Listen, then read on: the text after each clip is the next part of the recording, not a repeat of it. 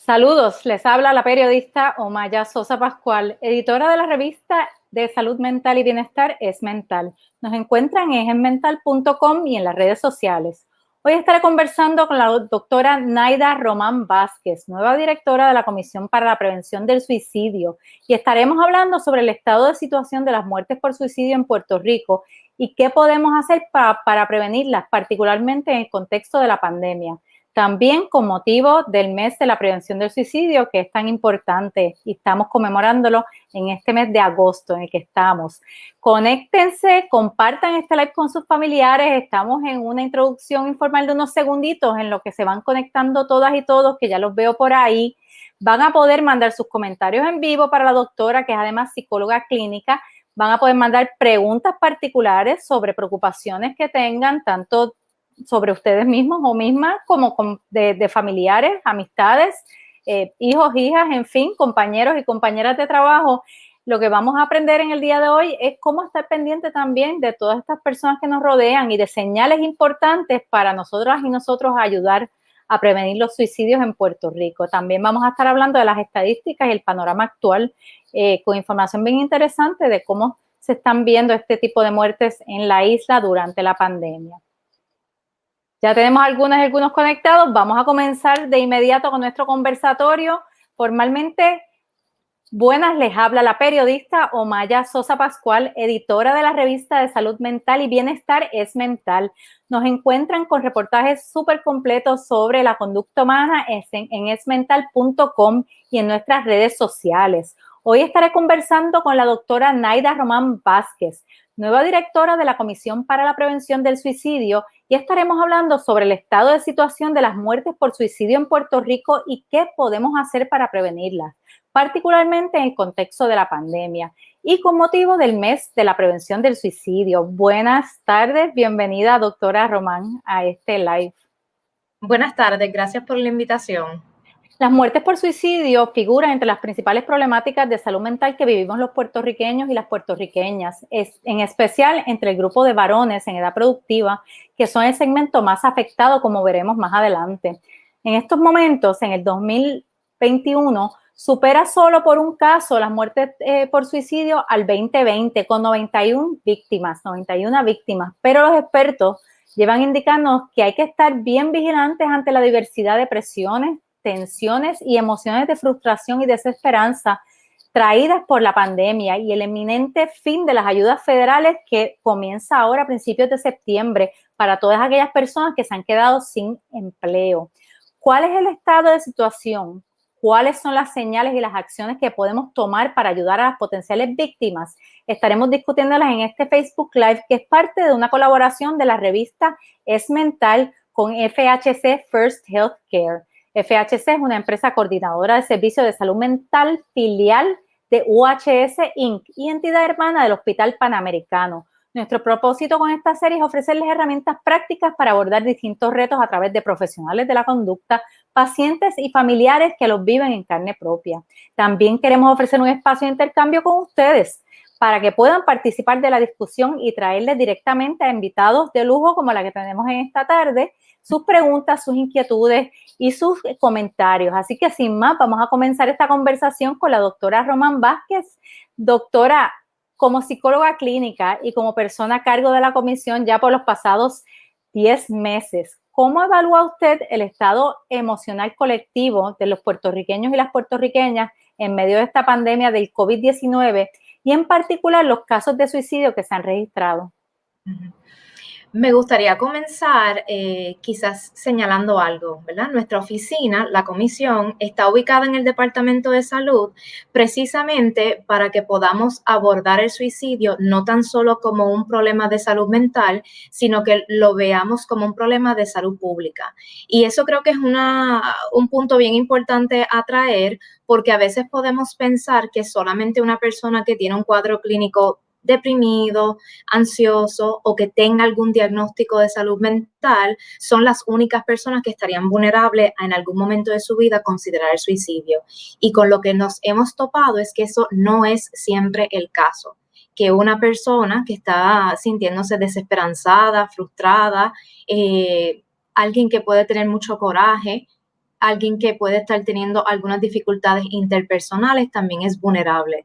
Así que en ese sentido, nosotros quisiéramos ampliar esa discusión y que se vea el suicidio también como un asunto de salud pública, que ciertamente tener un diagnóstico de salud mental sí aumenta el riesgo para comportamiento suicida, pero no todas las personas que están deprimidas se suicidan, no todas las personas que están ansiosas se suicidan y no todas las personas que se suicidan estaban o deprimidas o ansiosas. Doctora, me parece bien importante, disculpe que la interrumpa, ese punto que usted hace y pensaba preguntárselo más adelante, pero vamos a aprovechar que ya estamos en el tema, porque es un mito y yo lo he escuchado con mucha frecuencia, ¿verdad? Que hay que tener un trastorno mental para llegar al punto del suicidio o al punto del intento suicida. Y usted indica aquí que claramente ese no es el caso, o sea, cualquier persona puede llegar a ese punto de querer quitarse la vida o de hacer incluso un intento concreto de hacerlo. Sí, hay algo que nosotras repetimos en todas nuestras actividades educativas, ya sean charlas, talleres, etcétera, y es que el suicidio le puede pasar a cualquiera. Si uno le pregunta a veces a los familiares de quienes han perdido un ser querido por suicidio, ¿qué tuviste, qué tú observaste? Muchos pudieran decir, yo no observé que se sentía mal, yo no me di cuenta que algo estaba pasando, y yo creo que es importante también rescatar esas experiencias cuando hablamos del suicidio, que no siempre es así, que sí hay instancias en que la gente puede quizás repensarlo, pensar qué eran las cosas que habían sucedido durante esa época previa al suicidio.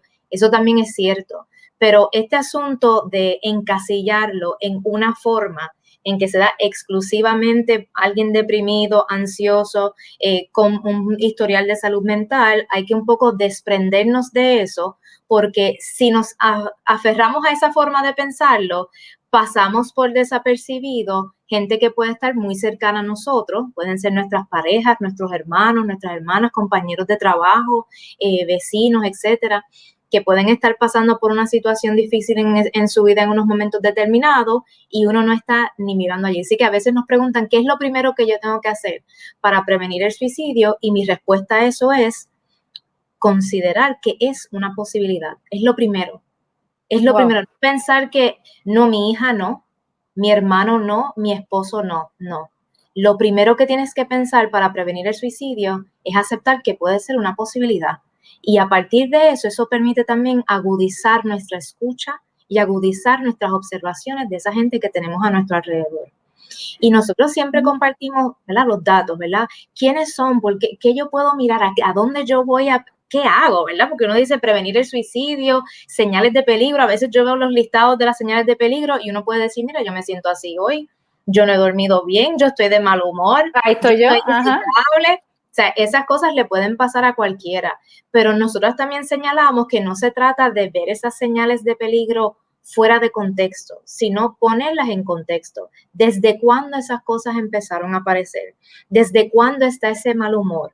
¿Qué eventos en la vida de uno pudiéramos atar a esos cambios que estamos observando?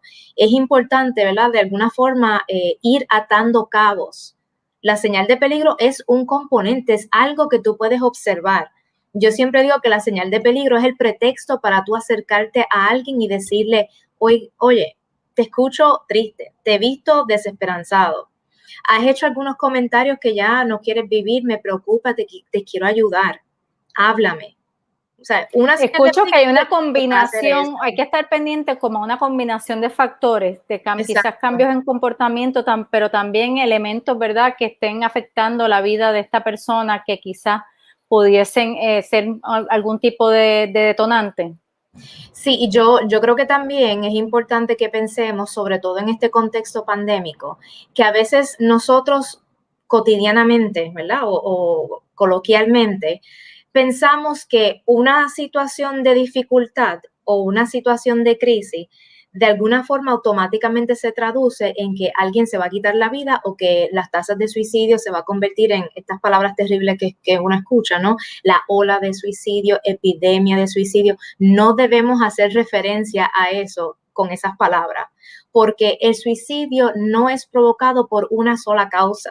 No es que alguien me miró mal un día y entonces yo fui y me suicidé. O sea, el suicidio tiene que ver con una complejidad de factores. La vida de esa persona, sea, a veces uno dice, esa cosa que pareciera ser tan pequeña, para quienes están alrededor, mira, esa persona está sufriendo tanto porque, por dar el ejemplo clásico, una ruptura amorosa, ¿verdad? Y que uno le dice, hay más gente, más abajo vive gente, toda esta serie de refranes, un clavo saca otro clavo, y no pensamos qué es lo que implica para esa persona que ahora ha perdido a ese ser querido, todo lo que, la forma en que eso se engancha con su propia historia, su Bueno, y relación como dice amorosa usted con otra también, el gente. cúmulo de situaciones, ¿verdad? El Ujú, cúmulo de ujú. experiencias. Quiero insertar aquí un comentario, pregunta que va precisamente con lo que estamos conversando y está discutiendo usted en más detalle de uno de nuestros seguidores, Richard Delgado Estrella, está preguntando o haciendo la anotación que si debido a los sucesos actuales como el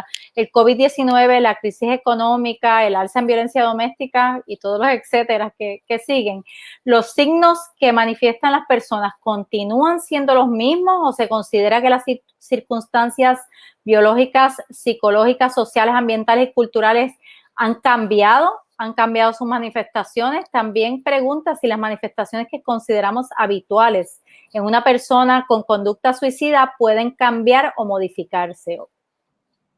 Bueno, yo diría que esa pregunta, y gracias Richard por hacerla, tiene que ver con lo que mencionaba ahora, de que uno no debe tomar en abstracto esas señales de peligro y decir, este es el listado de cosas que supuestamente las personas presentan y si tiene 5 de 10, pues entonces esa persona se quiere suicidar. Yo creo que es importante, previo a la pandemia y aún más en este contexto, ¿verdad? Que pudieran haber algunos factores que exacerban el estado emocional de las personas, incluyéndonos. O sea, esto no es algo que le pasa a los demás, le pasa a uno, ¿verdad? Uno también día a día también trabaja con esas cosas. El contexto y lo de atar qué circunstancias acompañan esos cambios en el comportamiento, estado de ánimo, forma de expresarse. Esa es la clave para que uno vaya pensando, quizás esa persona necesita ayuda, quizás me debo acercar a esa persona. Y de hecho, si uno hace una búsqueda, ¿verdad?, de estudios sobre la pandemia y suicidio, vamos a ver que hay mucho interés en irlo estudiando lo que ha ido pasando en esos primeros meses de la pandemia, pero también en cómo estamos ahora que ha pasado tanto tiempo. Así que en ese sentido también es más una invitación a que continuemos mirando qué es lo que se sigue publicando y qué es lo que se está investigando en estos momentos, pero para contestar esa pregunta, yo creo que vale lo que mencioné al principio. Es importante que uno ponga en contexto aquellas cosas que nos preocupan de la gente que tenemos a nuestro alrededor. Doctora, parece ser complejo ese proceso de uno determinar cuándo realmente una persona está verdaderamente a riesgo suicida y cuándo tomar acción o uno quiere ayudar, ¿verdad? Pero es un proceso bien intimidante. Todos yo creo que hemos conocido personas y como dice usted, uno ha estado también en momentos que uno se ha visto difícil, ¿verdad? Pero cuando se trata de ayudar a otra persona, es bien delicado ese momento de cómo uno aborda a esa persona, cuándo uno aborda a esa persona, qué es correcto, qué es incorrecto, qué ayuda, qué desayuda, y cómo uno toma esa decisión habiendo tantos factores a considerar. Uh-huh. Mientras escuchaba tus comentarios, voy pensando también en uno de los mitos que hay con el suicidio, que supuestamente si tú se lo mencionas a alguien que está deprimido, que se siente mal, es casi como depositarle la idea, ¿verdad? Y nosotros somos enfáticas. Eso no funciona así. Tú no le depositas la idea a la persona por hacerle la pregunta. Ahora bien, si algo podemos señalar de cómo hacer ese acercamiento, se me ocurre tres palabras: empatía, respeto y no juzgar. Si tú quieres que una persona que se siente mal te diga lo que le está pasando o esté abierto a escuchar qué alternativas de ayuda tú le pudieras ofrecer, la persona lo primero que va a percibir es, ¿estás siendo empática o estás juzgando las razones que esa persona está presentando para sentirse mal? Estás mirándolo de reojo. A veces la gente hace comentarios como, pensaba que me ibas a decir algo peor, o por eso es que tú te sientes así, ¿verdad? Ese tipo de comentarios no ayuda. Y no hay que ser psicólogo, no hay que ser científico social para uno saber que la gente percibe lo que ve en ti cuando estás conversando. Si tú estás pensando en otras cosas y no estás atenta, la persona lo va a percibir. La Sí, persona si no lo va estás a siendo sentir y no va a genuino poder. realmente, si estás Así pensando, que juzgando, como esa usted dijo, es se otra palabra nota. importante, lo genuino y lo auténtico que tú le puedes transmitir a esa persona de que realmente te interesa su bienestar y que le estás preguntando para poder ofrecerle ayuda. Así que quizás un poco para cerrar el círculo con lo que estoy diciendo, se le puede preguntar a la persona directamente. Traer a colación las señales de peligro es una forma también de poder hacer ese acercamiento. Te he visto triste, hace tiempo que no me contestas el teléfono, no sé de ti, me preocupas, ¿cómo estás? ¿Cómo te puedo ayudar? Y a veces decirle a la gente, mira, a veces yo no sé qué decir, me preocupa, me da miedo, yo me asusto. Déjale saber eso a la persona Directamente, no quiero, ¿verdad?, ofenderte, no no quiero. te tienes que hacer el superhéroe. Mira, lo que me dices me preocupa. No he pasado por una situación como la tuya, pero puedo entender que eso es difícil. Déjame ayudarte, dame la oportunidad de ayudarte. Con ese acercamiento, Me tú parece, preparas el terreno para que la persona pueda acceder a la ayuda que le puedas proponer. me parece, doctora, que la palabra que usted usó al principio, empatía, es clave, ¿verdad? Bien, bien importante. Resume gran parte de la actitud que uno puede tener con las personas que uno quiere ayudar. Quiero recordarle a todas las personas que nos están viendo, que se acaban de conectar, que estamos hablando con la doctora Naida Román Vázquez, la nueva directora de la Comisión para la Prevención del Suicidio del Departamento de Salud. Y digo nueva porque aunque lleva ya 10 meses, pues ciertamente la comisión tuvo una directora por mucho tiempo antes que usted, y entonces usted llega como psicóloga clínica también con un nuevo aire, y de eso vamos a estar conversando ahorita también, de cuáles son sus planes, ¿verdad? Con qué perspectiva usted está abordando esta importante comisión del Departamento de Salud. Esta es una iniciativa traída a ustedes por FHC Healthcare, filial de UHS Inc. y entidad hermana del Hospital Panamericano en Puerto Rico, aparte de nuestra revista de salud mental y bienestar, Es Mental. Nos ven en esmental.com, compartan este live con todas sus amigas y amigos, porque vamos a continuar conversando con la doctora. Pueden hacer sus preguntas en vivo y sus comentarios en vivo para que puedan aprovechar la ocasión de ayudarse a sí mismo, ayudar a otras personas que pueden estar en necesidad en el mes de la prevención del suicidio. Doctora, al principio empezábamos hablando de qué usted ha visto en ese periodo que ya lleva en la comisión, analizando estadísticas, discutíamos las estadísticas más recientes que hay disponibles, pero también hablábamos de que finalmente desde 2017 hay disponible nuevamente una información muy valiosa que ustedes obtienen de parte de una colaboración con el Instituto de Estadística. ¿Qué estamos viendo en ese perfil estadístico de las muertes por suicidio en Puerto Rico? Yo les invito también a todos que nos estén escuchando que también puedan hacer una búsqueda para que vean en detalle ese informe que vendría siendo del sistema de notificación de muertes violentas del Instituto de Estadística. Lo interesante de ese informe es que nos trae información adicional sobre las circunstancias de muerte. En este caso sería de homicidio y suicidio, pero para lo que es relevante en nuestra conversación sería las muertes por suicidio.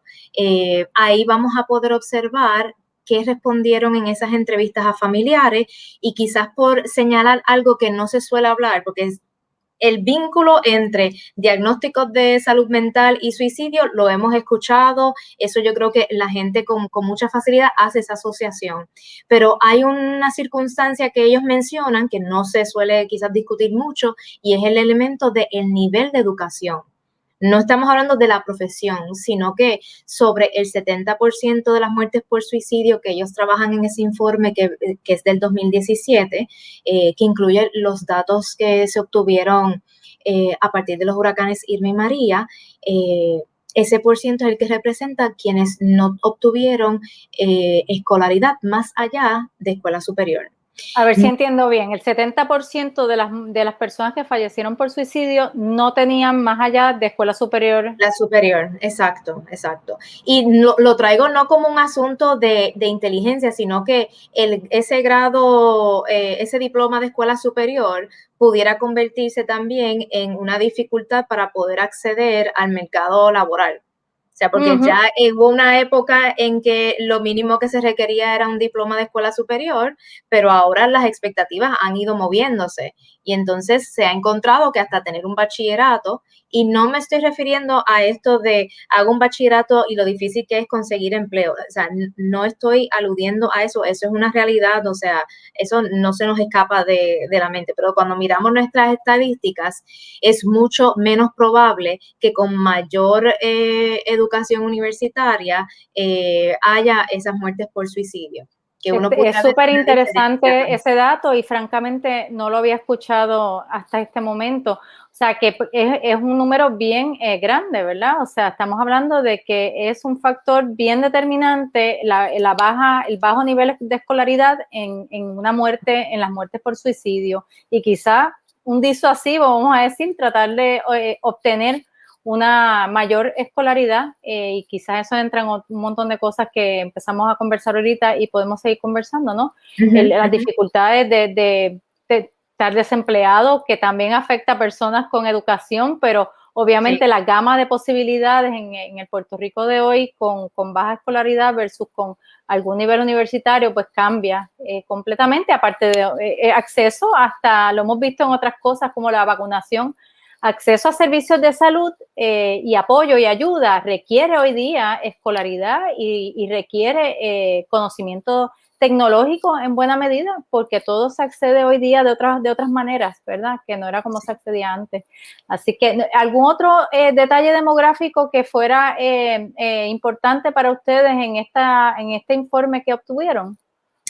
Yo creo que también a veces hay una confusión con la metodología que se utiliza, que a veces extrapolamos los datos de Estados Unidos automáticamente a Puerto Rico, y en Estados Unidos el uso de armas de fuego es mucho, mucho mayor en los casos de muertes por suicidio que en Puerto Rico, y uno pudiera pensar también que eso está atado a cómo se formulan las leyes de armas. Así que en Puerto Rico la situación no sería con las armas, sería a través de la asfixia, que es el método principal.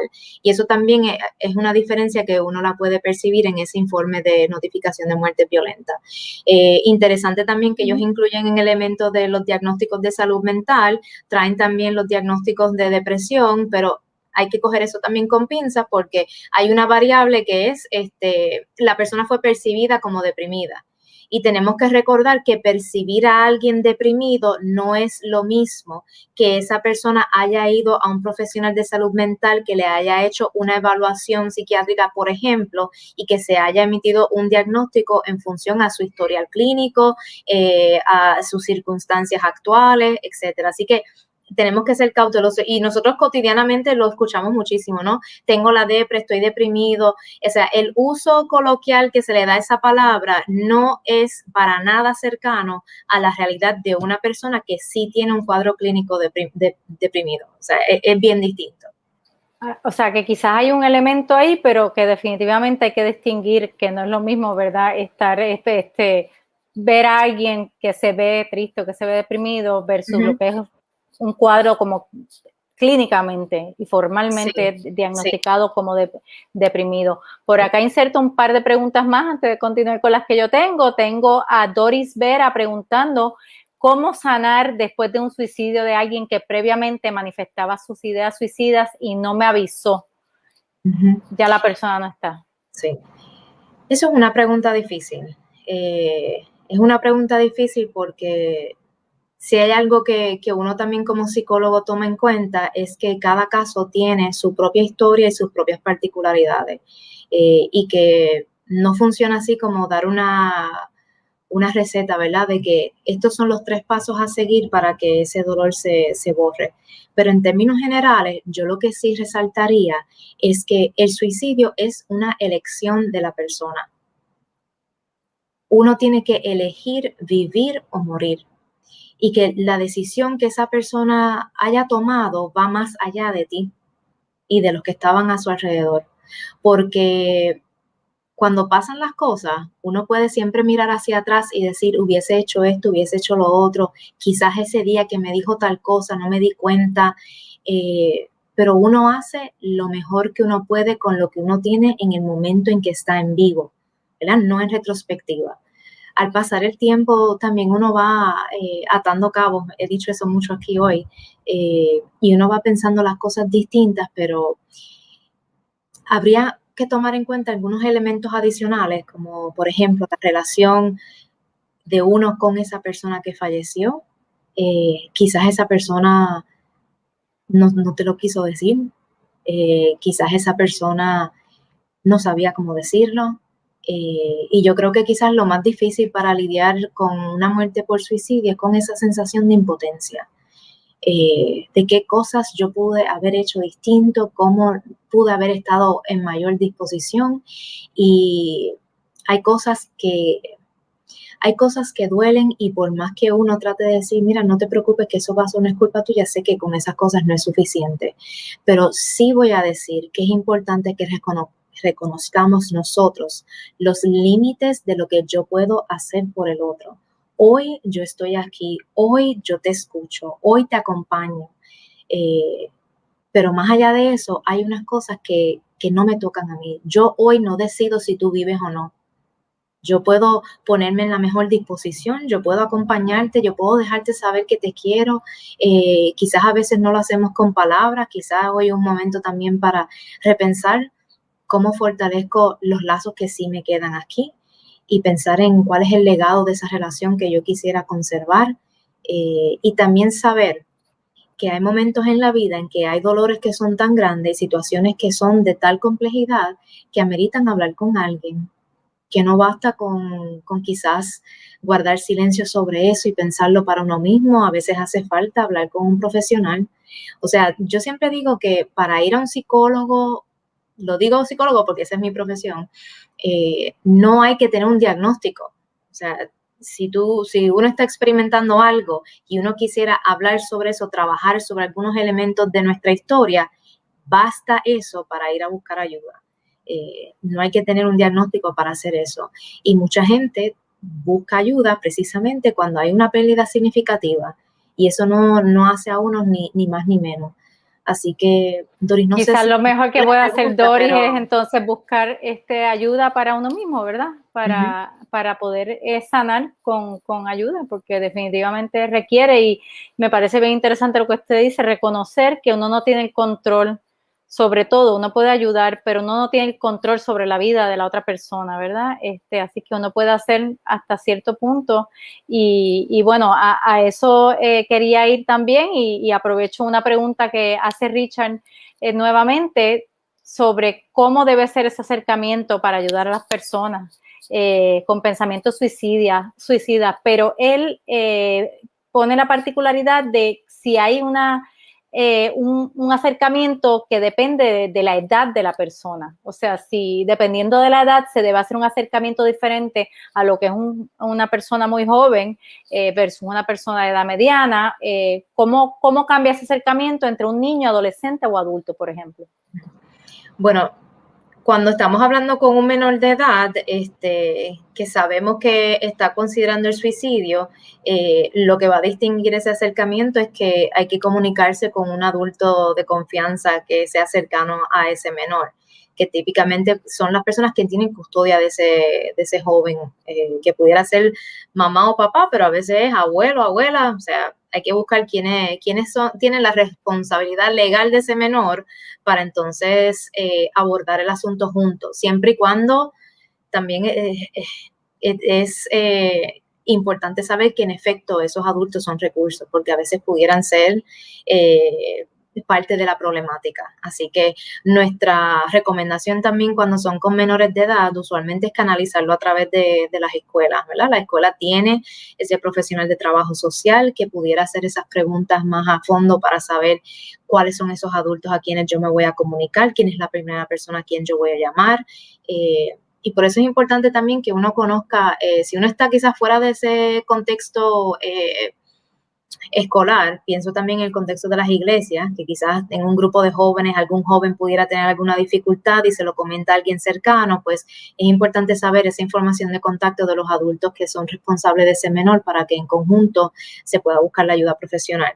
Pero la pregunta era cómo hacer ese acercamiento en términos de cómo tú le hablas, qué uno dice, y yo vuelvo a observe primero qué le preocupa de esa persona y usted puede empezar por ahí. Si la persona se te acerca para decirte que se siente mal o quizás ha dicho cosas ambiguas, ya yo no puedo más con esto, ya yo sé cómo voy a resolver esta situación. Uno pudiera decir, me preocupa esas frases que estás utilizando. A veces cuando las personas piensan en hacerse daño o piensan, ¿verdad? Yo digo eso porque yo sé que es difícil para las personas decir directamente suicidio. Pueden decir cosas como esa, te está pasando eso. Eso es una alternativa. Y algo que nosotros siempre recomendamos es síguele la pista a las palabras que trae la persona. A veces somos muy prestos a ir, mira, piensa en tu familia, tú no sabes si esa familia que tú acabas de mencionar es una de las primeras razones por las cuales esa persona se siente mal. Así que lo mejor que puedes hacer es prestar oído a lo que esa persona va trayendo y preguntar a partir de ahí. Doy un ejemplo, no puedo más con esto que me está pasando. ¿A qué te refieres? ¿Qué es lo que te está pasando? ¿Verdad? No soporto más esta situación. ¿Qué situación? ¿Qué no soportas de esa situación? Utiliza las palabras de esa persona y conviértelas en una pregunta para que así también puedas velar por no introducir un tema que esa persona no ha traído necesariamente y que pudiera ser una puerta que abriste y no sepas cerrar.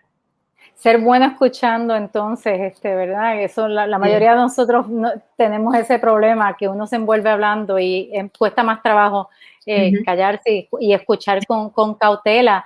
Sí. Inserto yo una pregunta, la verdad es que el tema da para largo y ya prácticamente se nos acabó el tiempo, pero voy a aprovechar a hacer 2 o 3 preguntitas más porque tenemos personas preguntando también de las personas que nos están viendo, así que yo la voy a ir comprometiendo para un futuro live porque me sorprende que haya tanto interés, ¿verdad? Y deseo de conocer más sobre este tema tan importante. Pero una pregunta que yo siempre he tenido también es ¿cuándo es momento de ya buscar una hospitalización? ¿Cuándo es momento de quizás tratar, si la persona está en negación, buscar una 408, esta ley, ¿verdad?, que puede obligar a una persona a un ingreso involuntario? Porque he visto situaciones de personas en donde no saben cómo manejar la situación, piensan incluso que es peor intentar forzar una hospitalización a una persona que está mostrando unas señales bien claras, pero no saben cómo tomar esa decisión o cuándo se debe tomar esa decisión y cuándo hace bien o cuándo hace más daño. Uh-huh. Mira, esa pregunta también es difícil para dar una respuesta así, quizás de 1 y 2 y ya. Yo creo que también lo que nosotros proponemos es siempre ir desde el nivel asistencial menor, entonces ir ahí pensando cómo entonces pudiéramos quizás requerir más ayuda. Lo primero que queremos es poner a esa persona en contacto con un profesional de la salud mental, ¿verdad? Y eso pudiera ser a través de la línea Paz de AMSCA, que ahorita compartimos ese número también para que todos lo tengan a la mano, que es una forma para poder coordinar esa cita, incluso coordinar transportación en ambulancia si fuese necesario. Eso es una alternativa. Si la persona ya tiene un profesional de salud mental con quien se atiende, contactar a ese profesional para que esa persona pueda ser vista lo antes posible. Si la persona tiene plan médico, detrás de su tarjeta también hay una línea de teléfono que es para los servicios de salud mental, utilizar ese número telefónico para así poder vincularse con un profesional que esté bajo su cubierta médica. Esas son alternativas, ¿verdad? Esa decisión la debe tomar entonces es un profesional de la salud mental, quizás, que sea el profesional que decida esta persona se debe hospitalizar. O sea, debe ser el profesional de salud mental que vea a esa persona que lo pueda decidir. Ahora bien, hay que también pensar en momentos en que eso no es posible, en que esa persona no tiene acceso, no puede ver a alguien, no encuentra cómo conseguir una cita, la cita no es cercana. O sea, tenemos que pensar también en cada punto geográfico de Puerto Rico, con qué dificultad te puedes topar y qué alternativas vas a tener para esos propósitos. A veces una persona puede terminar en una sala de emergencia en una sala de emergencia de un hospital psiquiátrico, ser evaluado y no necesariamente cumplir con los criterios de hospitalización. Así que una alternativa es poder llevarlo allí y que en el hospital cuando se evalúe se determine si en efecto las circunstancias, las situaciones que presenta esa persona ameritan una hospitalización. La respuesta es que no siempre es que sí. Aquí nos dice Ivonne María Marcial que el tema es excelente y que debe traerse más a menudo, que la pandemia ha exacerbado a todos y a todas, y lo agradece, y hace una pregunta que me parece bien pertinente. ¿Por qué hay un tabú tan grande para hablar de este tema, mientras que ser hipertenso, sufrir diabetes o cualquier otra condición de salud no tiene ese estigma? Mira, yo diría que hay dos temas que son particularmente estigmatizados para el ser humano: la sexualidad y la muerte. Todos los temas que estén atados para eso es incómodo. Hay toda una serie de mitos y de cosas que impiden el que se pueda conversar. Y en el caso del suicidio, tiene que ver con la muerte, pero es una muerte que la persona elige. Y cuando tú le preguntas a cualquier persona por ahí cuáles son las causas de muerte, de qué puede morir una persona, las respuestas son, o sea, son las mismas. Una persona puede morir porque se enferma y murió porque se enfermó. Puede morir por edad porque ya, ¿verdad? Llegó ¿Está hasta el viejo, límite vieja? de lo que pueda vivir. Murió porque tuvo un accidente. Murió porque otra persona le quitó la vida.